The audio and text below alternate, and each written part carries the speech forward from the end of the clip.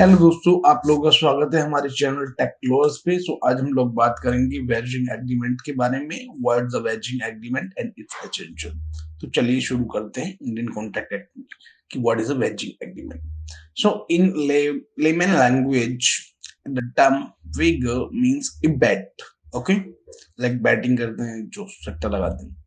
The Black Law Dictionary meaning of the term wager means something risk, such as a sum of money on an uncertain event in which the parties have no material interest other than mutual chance to gain or loss. Thus, when two parties enter into the agreement upon the condition that the first party will pay a fixed sum of money to the second party on the happening of an uncertain future event, and second party will pay the first party when the event does not happen, it is called the wagering agreement. यानी कि जो wagering agreement है वो ऐसे agreement होते हैं जो एक अनसर्टेन इवेंट के ऊपर डिपेंड करते हैं। ऐसे इवेंट में जिसमें एक पार्टी और दोनों पार्टी को कोई म्यूचुअल इंटरेस्ट नहीं होता, बस उनका इंटरेस्ट होता है कि एक वो इवेंट होगा तो एक पार्टी को गेन होगा और दूसरी पार्टी को लॉस होगा। That's the main thing. So both the party have an equal chance to win or lose. The vigor and the chance to gaining or the risk of losing is not one side. और जो gain है वो one sided नहीं है, कोई सी भी party जीत सकती है। 50-50 probability is there. Therefore, the party have no material interest in the uncertain event other than the mutual chance to winning or losing. Okay, so now some example of wagering agreement. Like मैं आपको एक example देता हूँ. A teacher and student agree with each other that if the student clears his judiciary exam, the teacher will pay 10,000 to the student, and if he is not unable to do so, the student will pay teacher 5,000.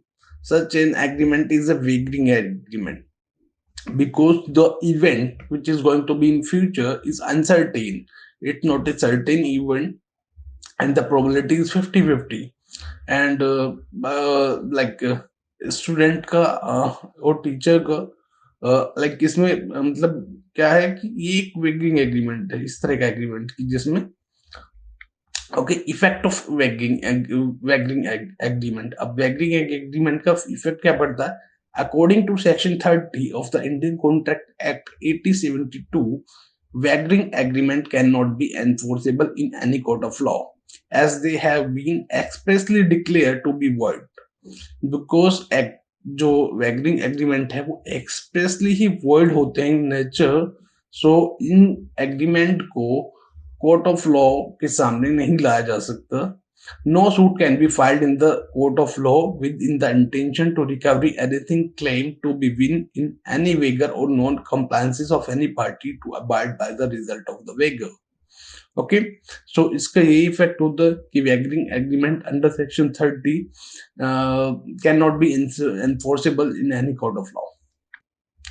So there is a case law we are discussing here, the Gheru Prakash versus Mahadev Das Maya.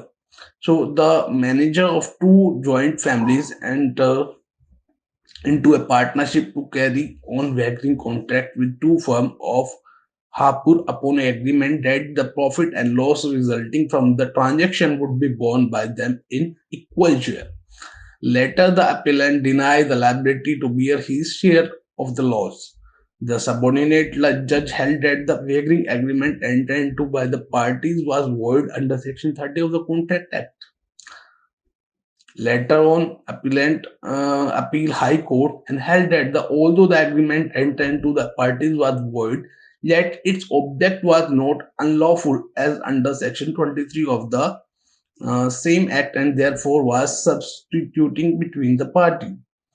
An interesting interpretation of this case was that although all illegal agreements are void and unenforceable by law, yet all void agreements are not illegal and immoral or as opposed to the public policy. Therefore, though all wagering agreements are void and enforceable by law, yet in wagering agreement it's important to determine if such an agreement is also unlawful under Section 23 of Indian Contract Act in order to test its legality. That means क्या होता है यहाँ पे जो हम लोग बात कर रहे हैं कि जो वेगरिंग एग्रीमेंट होते हैं वो लाइक वर्ड होते हैं नेचर में, बट वो इनलीगल नहीं है, इमोरल नहीं है. सो इन दैट एंड और वो पब्लिक पॉलिसी को अपोज नहीं कर रहे, although through all the weighing agreement is word and but important is like कि वो अनलॉफुल नहीं है under section 23.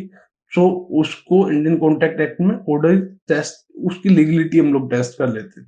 Okay, so essential of wager okay agreement. अब उसमें एसेंशियल क्या होते हैं ये चीज देख लेते हैं. तो 4 पॉइंट है हमें. It must be depend on an uncertain event. अगर कोई ऐसा एग्रीमेंट है जो एक अनसर्टेन इवेंट के ऊपर डिपेंड है, सो वो एग्रीमेंट आपका वेगर एग्रीमेंट होगा. Then second, there is a mutual chance to gain और लॉस. और दोनों ही पार्टी इसमें लाइक गेन कर सकती है और लॉस कर सकती है. Neither the parties must have control over the event. और पार्टियों का इवेंट के ऊपर कोई कंट्रोल नहीं है. They can't control the uncertain event. Must have no other interest other than stake. और इसके अलावा उनका कोई अदर दूसरा इंटरेस्ट भी नहीं है. So it must, so number 1 हम लोग देखते हैं. It must be depend on an uncertain event. For an agreement to be a binding agreement, it is necessary that the subject matter of the agreement must be depend on an uncertain event. In the case of Jethmal Mandanlal Jyotika versus Navatia 1962, it was held that although a wager is generally about a future event, it may also be an event that happened in the past, but the parties were not aware of its result or time of its happening. Okay, and now second, there is a mutual chance to gain or loss. So a necessary element in a wagering agreement is that both the parties should have mutual chance to winning or loss based on the uncertain event. Therefore, it is not a wager when one party has the chance to winning, chance winning but not losing, or chance to losing but not winning, or neither winning or losing. In the case of Narayana Alyanagar versus Walachami Ambalam 1927, it was held that chit fund cannot be called a wager because although some members have a chance to gain, none of them have chance to lose, as the recovery of amount contribute is assured even if the payer is unknown. Okay, तो एक fund case की इसमें बात की थी कि जो mutual chance, there is a mutual chance to gain of the gain और loss. Neither of the parties must have control over the event. If one of the parties have the power to influence the result of the wager, the agreement will lack an essential integrant of the wager, as said in the case of thereby Tribhuvan Das versus Lakshmi Chand 1885. So the situation एक आप देख लेते हैं इसमें. Shivani and Munish enter into an agreement, and if the Shivani resign from her job, Munish will pay 20,000 to Shivani, and Shivani will pay 20,000 to Munish if she does not resign from her job. Here, Shivani has control over her resignation and therefore will not be constitute a wager. Okay, and number 4, must have no other interest other than the stake. The only interest that both the parties should have in the stake of winning or losing on the happening of the uncertain event. If either of the parties have some other interest other than the amount of the stake, it will not constitute a wager. So illustration, just let's see an example. Jay insured his car against any damages by taking a car insurance policy and also pay an insured premium for the same. Here we can say that the J has an interest in the car, and in case of future uncertain event, for example in the accident, he will not gain anything. Therefore, it is not a wager.